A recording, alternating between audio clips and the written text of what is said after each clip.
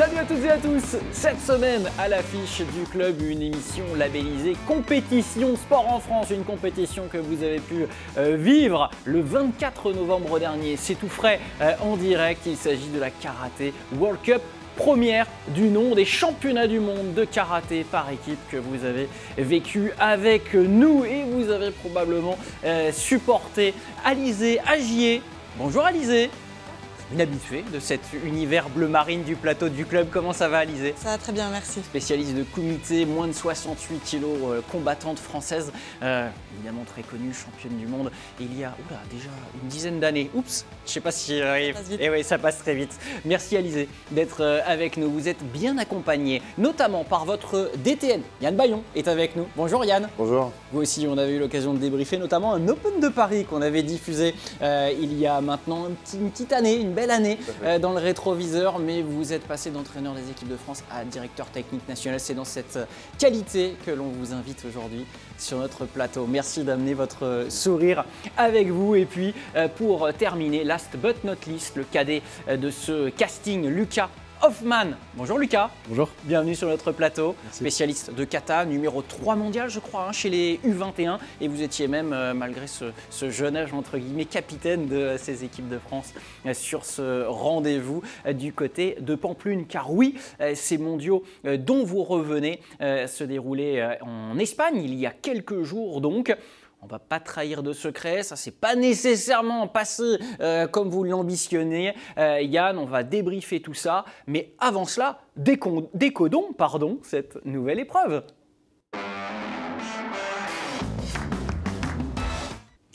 Nouvelle épreuve, oui et non. Yann, évidemment, des championnats du monde par équipe, ça existait, mais c'était la première fois que la Fédération internationale avait décidé de dissocier des événements individuels qui se dérouleront tous les 2 ans en année impaire, et puis ces événements donc par équipe en 2024.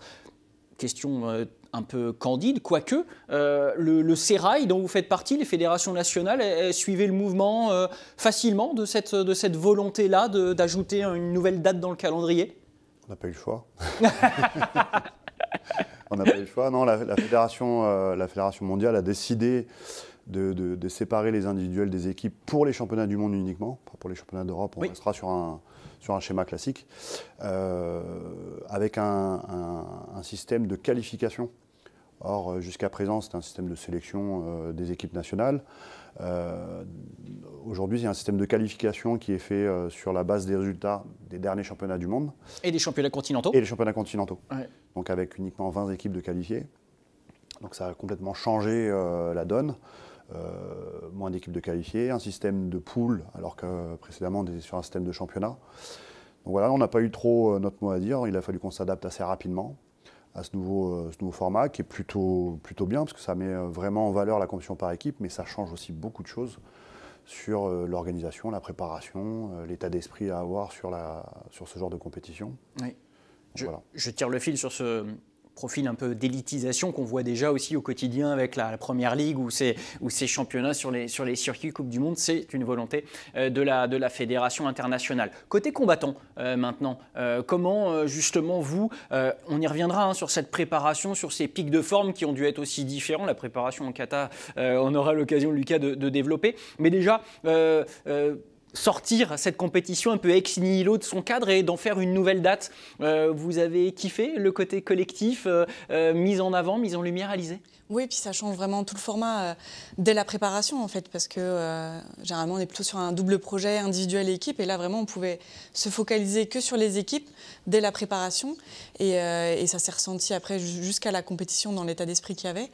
Et ça permet aussi d'être plus frais en tant qu'athlète, d'arriver sur la compétition en se disant voilà, on a notre championnat équipe à faire, il n'y a pas forcément les individuels avant qui se passent plus ou moins bien, peut-être un peu de fatigue qui peut être là. Là vraiment, on sait qu'on arrive en forme pour cette compétition par équipe. Ouais.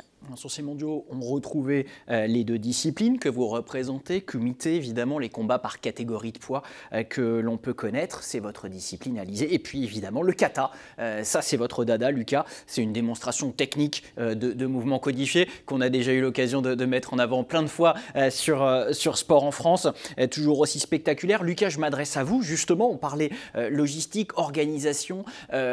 et sans faire offense à Alizé, qui aura un droit de réponse d'ailleurs, mais pour vous spécifiquement, vous retrouvez à 3 sur le tatami pour une compétition différente, alors même si Tom Pelletier ou Maël Stacio, notamment Maël, est votre coéquipier en club, il me semble, c'est quand même, en termes de préparation, d'organisation, trouver la synchronisation pour s'entraîner, travailler la choré, s'entraîner aussi régulièrement, ça a dû être quelque chose de très particulier en termes d'orga. Oui, bien sûr. Les préparations par équipe, sur les championnats de kata par équipe, elles sont toujours très particulières parce que, comme vous l'avez dit, il y a toujours ces enjeux de synchronisation, d'homogénéisation qui sont propres à l'équipe et qui font du kata par équipe une discipline vraiment à part par rapport au kata individuel. Et donc là, en l'occurrence, le fait d'avoir pu avoir un championnat concentré uniquement sur les équipes et d'avoir pu mettre en place une vraie préparation équipe sans trop travailler de manière individuelle de nos côtés, mais vraiment se retrouver toujours ensemble, que ce soit sur tous les stages dont on a pu bénéficier, mais aussi en club, comme vous l'avez dit, etc. Ça a permis vraiment de recentrer l'équipe autour de ces rythmes, autour de cette homogénéité, et de se préparer uniquement pour cet objectif. Et donc, pour nous, c'est un réel plaisir, parce que ça nous a permis vraiment de se concentrer sur cet aspect-là, et d'arriver dans la meilleure disposition possible à la World Cup. Oui, dans votre débit, dans votre regard, je sens qu'effectivement, il y a ce plaisir finalement dans le challenge, parce que clairement, c'est quelque chose de différent. Oui, bien sûr, un gros challenge, d'une part en raison du niveau. Ça s'est anticipé sur combien de mois, ça, par exemple ? Là, on a bénéficié d'une grosse préparation. On peut dire qu'on a commencé officiellement cette préparation pour la World Cup peu de temps après la sortie en fait, des derniers championnats d'Europe de Zadar en mai. Et donc, dès le début de l'été, on était en stage, en regroupement avec l'équipe de France, avec mon équipe, et on a bénéficié de beaucoup de stages sur l'été, mais aussi sur le début de la saison sportive. Et donc ça a duré quelques 6 mois peut-être, d'entraînement, de travail, de répétition, beaucoup de volume d'entraînement aussi. Et comme vous l'avez dit, c'était un gros challenge puisque un niveau forcément extrêmement élevé, une World Cup en senior et donc des équipes de très très haut niveau. Et évidemment l'envie, même très jeune, d'aller rivaliser avec ces équipes-là. Donc voilà, beaucoup de travail en amont de cette compétition. Yann, qui dit mise à jour du calendrier, dit, Lucas l'évoquait aussi, mise à jour des volontés de pic de forme, de l'organisation. Ça nécessitait quoi, vous, en termes de détachement de personnes auprès des athlètes, en termes d'organisation de stages, j'imagine, ou de collectif France ? C'est compliqué et simple à la fois. Compliqué parce que les athlètes ne sont pas professionnels, donc il faut arriver à s'organiser pour les regrouper un maximum de temps, de préparation. Et puis après, facile dans le sens où on a l'habitude de préparer des compétitions comme les championnats d'Europe, les championnats du monde. Donc on a un rythme qui est à peu près similaire à celui de la Coupe du Monde par équipe. D'habitude, on prépare le championnat du monde senior en novembre. Donc là, on a préparé la Coupe du Monde en novembre. Voilà, après, ce qui fait aussi un peu la différence avec les championnats du monde individuels, c'est qu'on doit arriver à regrouper tout le monde. Et principalement pour les équipes kata, où là, on est sur un travail de synchronisation. Il faut absolument que les 3 athlètes soient en permanence ensemble sur les préparations. Voilà. Après, ce qui fait aussi la différence par rapport au championnat individuel, c'est qu'il faut arriver à s'entraîner en dehors des stages équipe de France et de mettre en plus des stages équipe de France des regroupements par zone. Donc on a organisé pour les combats des regroupements avec la zone sud sur Marseille, Montpellier, et puis sur Paris avec comme point d'ancrage le Krebs de Châtenay-Malabry, c'est de regrouper les athlètes au maximum pour qu'ils puissent travailler ensemble et avec leur coach. Avec dans cette compétition des phases de poule, d'abord desquelles il a fallu s'extraire, il fallait sortir parmi les 2 premiers des poules pour se qualifier en quart de finale, et ce, quelles que soient les disciplines. En comité, et chaque rencontre se disputait au meilleur des 5 combats pour les messieurs, 3 pour vous, donc à 1 point par victoire, 2 points et qualification pour l'emporter, en tout cas sur une autre nation. Vous ne m'avez pas contredit, Alizé, sur la préparation peut-être encore un petit peu plus poussé pour le kata, en tout cas insolite. Et clairement, c'est quand même en termes, d'état de forme, une compétition de plus, mais en termes de mentalité, l'idée d'être à 3, l'idée d'avoir un nombre de combats garanti et pas un bracket, un tableau final, si vous me permettez l'anglicisme, c'est quand même une approche quand même différente également pour vous, une singularité. C'est sûr que c'est une approche différente, mais après c'est un format aussi qu'on connaît certaines en individuel sur les compétitions type Open de Paris, les K1, le circuit, c'est d'abord des phases de poule aussi. Et je dirais qu'on n'est même pas 3, vraiment on est 5 dans cette équipe, même s'il y a les 3 combats qui se font. Et justement, on peut compter sur les 5 voilà, qui vont potentiellement combattre pour aller chercher ces victoires. Et en fait, ce qui change aussi dans ce format, c'est que vraiment on enchaîne beaucoup plus vite et rapidement nos combats. Les rencontres, voilà, on termine une rencontre, on a 3 à 5 minutes pour repartir directement sur une autre rencontre. Il y a juste... Donc du coup, c'est vraiment, voilà, il faut vite repartir au combat. Ce qui s'est passé juste avant, on le laisse de côté, voilà, on le note pour savoir où on en est sur les phases de poule. Mais nous, en tant qu'athlètes, vraiment, on se focalise sur combat après combat, rencontre après rencontre, et dans l'objectif de gagner à chaque fois pour amasser le maximum de points possible pour aller chercher ces 2 premières places de poule. Il faut se tenir quand même informé de ce que fait la copine, mais en même temps, il faut rester un peu dans sa bulle. C'est un équilibre mental difficile. C'est un équilibre mental, mais justement, on est bien accompagné. On a le droit d'avoir 2 coachs. On avait notre coach Nadir qui était sur la chaise et qui nous coachait voilà, en direct, et Lolita qui nous accompagnait, qui pouvait voilà, noter tous les scores et tout ce qui se passait. Donc ça nous permet, nous aussi, en tant qu'athlètes, de prendre du recul par rapport à tout ça et de se focaliser sur la performance à faire. En tout cas, mode opératoire similaire pour vous avec le principe de notation que l'on connaît, hein, c'est ça? Il y avait l'idée de passer dans les 2 pour ces phases de poule. On aura l'occasion de le détailler puisque Yann, l'équipe de France arrivait avec toutes ses équipes qualifiées, comité homme-femme et kata homme-femme. 4 équipes, 19 athlètes étaient impliqués. Tout simplement, on se remet dans le contexte, quels étaient les objectifs au départ pour ces équipes de France, Yann? En ayant nos 4 qualifiés, ce qui était déjà un exploit, hein, parce qu'il y a très peu de nations qui ont réussi à qualifier leurs 4 équipes, mis à part l'Espagne qui, en tant que pays organisateur, avait déjà ses équipes qualifiées à son quota d'équipe. Il y a très peu d'équipes qui avaient la quasi-totalité, enfin la totalité des équipes qualifiées. Donc c'était déjà une fierté pour nous et ça laissait aussi nourrir pas mal d'ambition.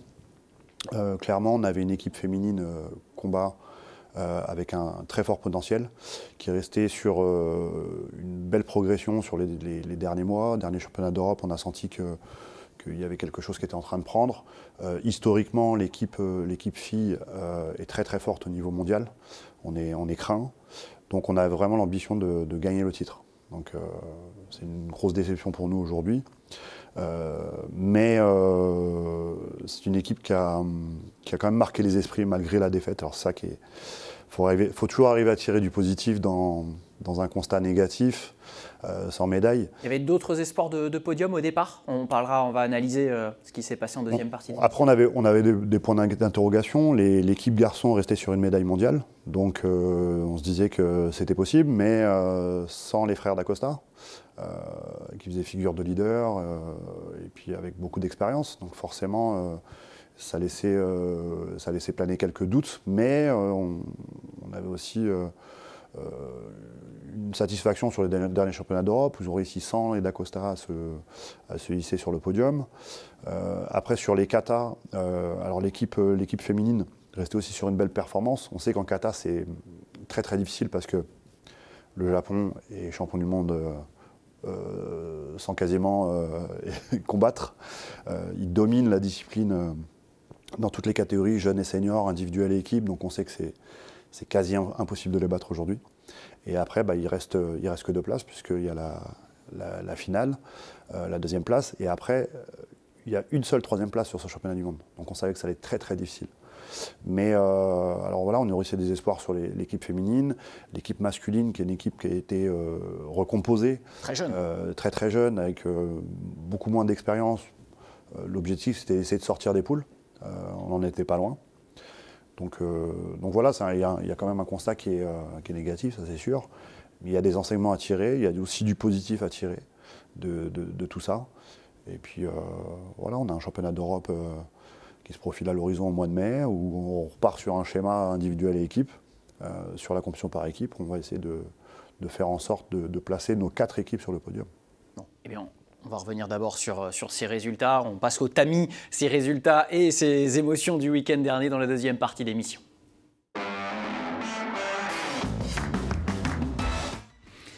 Le karaté français, oui, on peut le dire, le karaté français sur le plateau du club pour débriefer les premiers mondiaux par équipe qui se sont déroulés à Pampelune le week-end dernier. Lucas Hoffmann est avec nous, Alizé Agier, Yann Bayon, le DTN, également présent pour débriefer, ces résultats qui n'ont pas été à la hauteur des espoirs que vous avez évoqués. Yann, en tant que DTN, j'imagine qu'il y a cette déception, mais bon, il n'y a que quoi, 96 heures là qui sont passées. À chaud, c'est peut-être dur d'être complètement lucide. Qu'est-ce que vous retenez de, certes, ce zéro médaille, mais de cette présence de 19 athlètes en Espagne? Ce qu'on retient tout de suite, c'est qu'il n'y a pas de médaille. Ça, on ne va pas se cacher derrière les choses positives en disant on n'a pas fait de médaille, mais c'est quand même bien. Non, on n'a pas fait de médaille, ça c'est une grosse déception. On était venu pour ça, on se déplace à chaque fois pour essayer de placer la France au plus haut. On avait des équipes médaillées sur les derniers championnats d'Europe, nos 4 équipes qualifiées. Donc forcément, c'est une grosse déception. Et ça reste une grosse déception. Maintenant, il faut aussi en tirer les enseignements. L'équipe féminine combat a montré de très belles choses dans les éliminatoires, dans les poules. Notamment en battant l'Espagne chez elle, championne du monde en titre. Championne du monde et à domicile, effectivement. De la plus belle des manières, parce qu'il y avait un public acquis à la cause espagnole. En plus, quand on connaît la ferveur des supporters espagnols, ils ont réussi à éteindre le stade. Et après, ça a bugué en quart de finale. Donc on se qualifie premier de la poule. Et ça bug sur le quart de finale, sur les Américaines, où il y a eu un temps de latence entre le dernier combat des poules et le quart de finale. Il y a certaines choses qui ont été mal négociées, mal gérées, et sur le tapis, ça s'est fait ressentir assez rapidement. On revoit les images de ce combat inédit, parce que nous avons diffusé les finales du dimanche, et on n'avait pas eu l'occasion de vous voir à l'œuvre, Alizé et vos équipières. Oui, effectivement, il y a déjà ces combats face aux Espagnols, dont le vôtre. Vous arrivez à dominer cette équipe. Je ne dirais pas à la surprise générale, vous êtes quand même 3e des derniers Europes, mais il y a quand même à domicile une attente de leur part énorme. Comment vous abordez cette rencontre qui vous permet de prendre le leadership de cette poule et de voir un peu venir quand même? Ça fait du bien à la confiance, j'imagine. Oui, c'est sûr que ça fait du bien à la confiance, mais je pense qu'on l'abordait, chaque équipe était à prendre très au sérieux, puisque là, il n'y a plus que 20 équipes de qualifiées sur une World Cup. Donc, il y a des marches sur personne. Il faut parler exactement de cette mondialisation du karaté aussi. Exactement, et qu'elle soit championne du monde en titre ou pas, l'Espagne est une équipe à prendre au sérieux. Et vraiment, on a procédé combat par combat, rencontre après rencontre. Donc c'était dans la continuité de ce qu'on avait à faire, entre guillemets, d'arriver devant l'Espagne et d'arriver en conquérante. Peu importe les titres qu'elle pouvait avoir en face, il fallait gagner nos combats. Et puis ça a été fait de la plus belle des manières, avec les coéquipières. Donc c'était des beaux moments. Léa, et vous qui vous imposez donc dans cette rencontre, 4 victoires en autant de matchs. Yann a parlé de bug avant. C'est-à-dire, comment vous l'avez analysé, vous aussi, cet échec face aux Américaines en quart de finale? Américaines qui obtiendront leur premier podium, je crois, mondial d'ailleurs, dans la foulée de cette victoire. Donc oui, elles ont fait 2e derrière. Effectivement, beaucoup de déception et de frustration, d'autant plus qu'on arrive en quart de finale et maintenant c'est à élimination directe.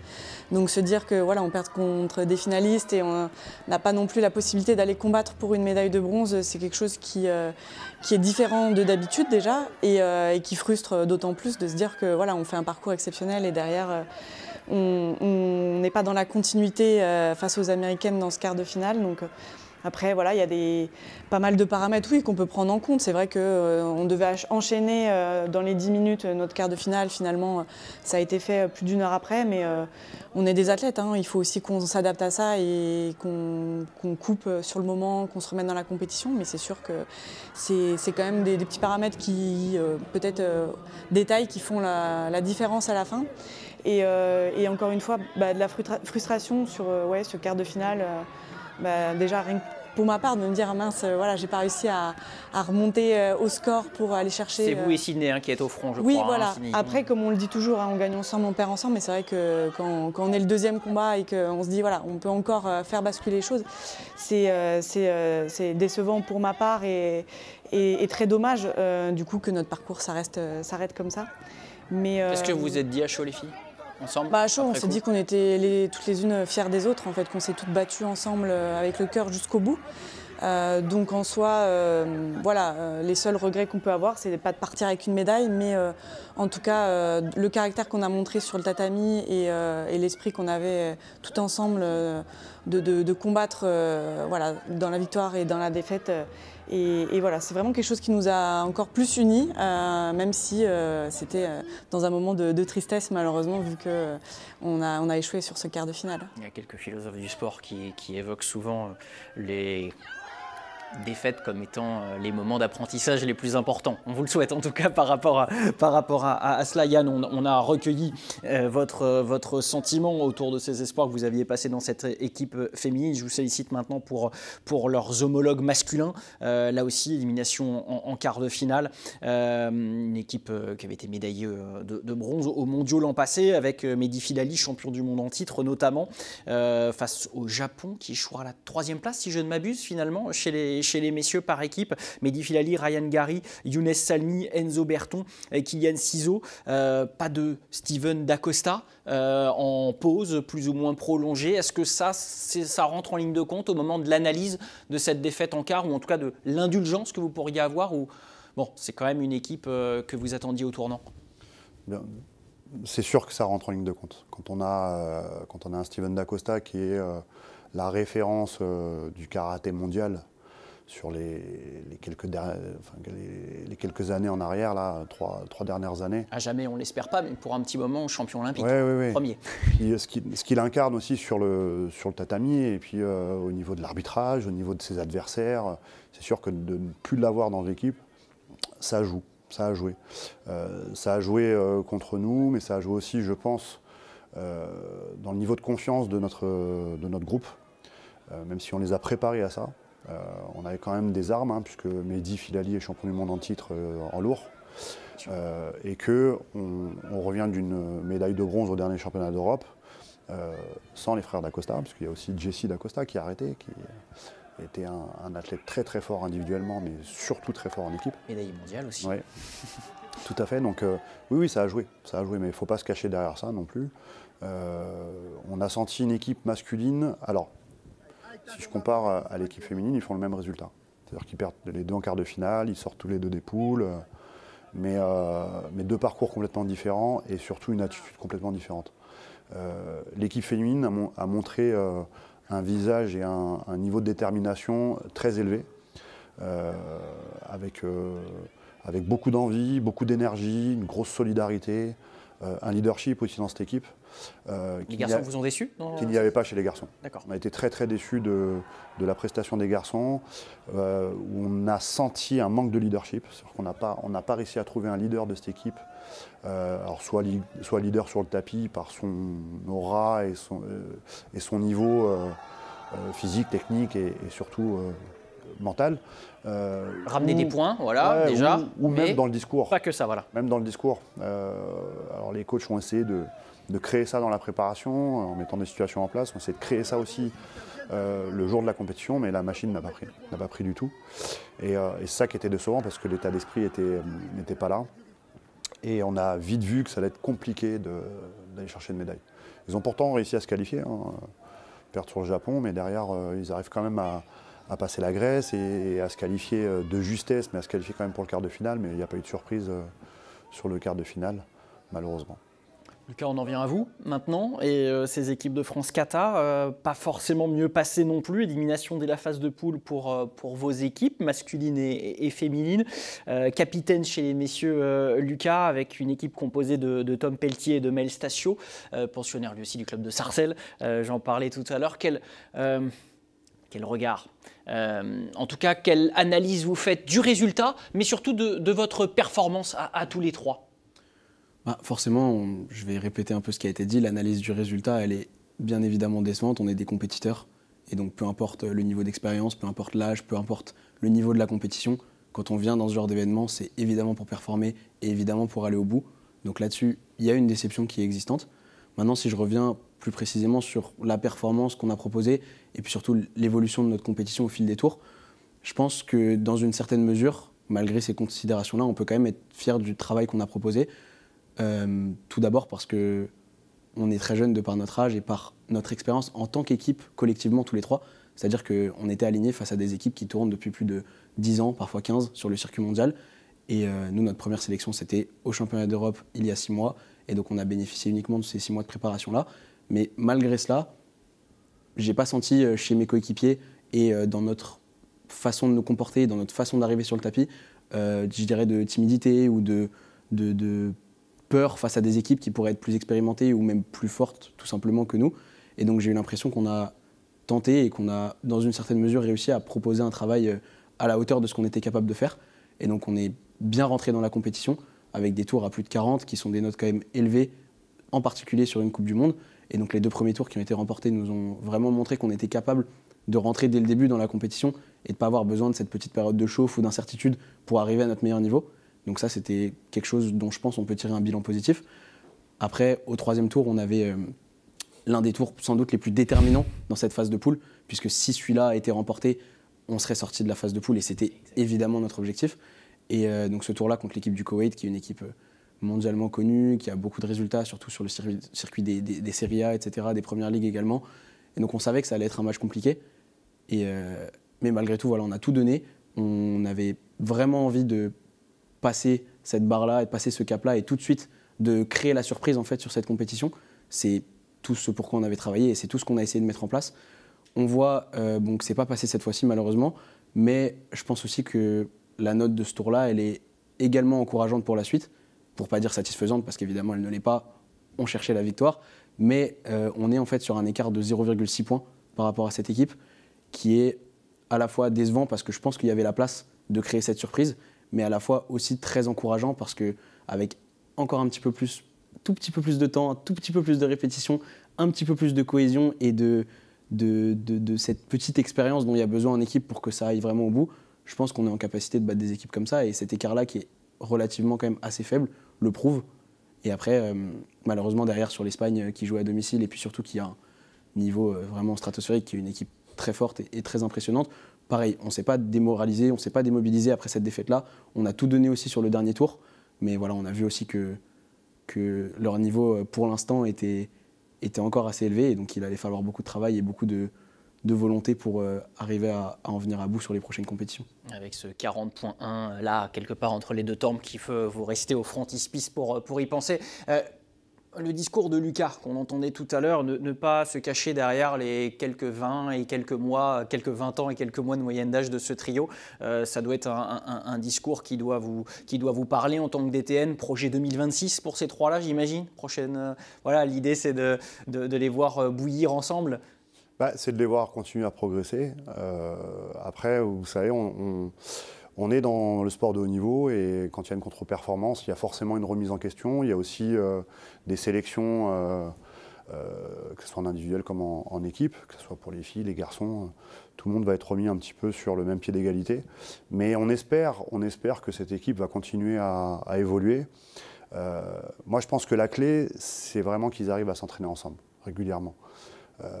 Parce que le kata, c'est quelque chose de très subjectif. C'est une note artistique, sur une prestation artistique. Je le dis vulgairement, hein, artistique, parce qu'il y a un côté technique, il y a la synchronisation, il y a pas mal de critères qui sont pris en compte. Mais les arbitres notent, en gros, c'est j'aime ou j'aime pas, quoi. Donc ils donnent une note sur une prestation et on voit aujourd'hui qu'il y a quand même une homogénéité dans les notes qui ont été données et des notes assez élevées. Et ça nous rassure en quelque sorte. Le Koweït, c'est une équipe qui en général, nous aurait peut-être mis 1 point ou 1,5 points, 1,5 quoi. Aujourd'hui, on les titille à quelques dixièmes. Ça montre des signes d'encouragement.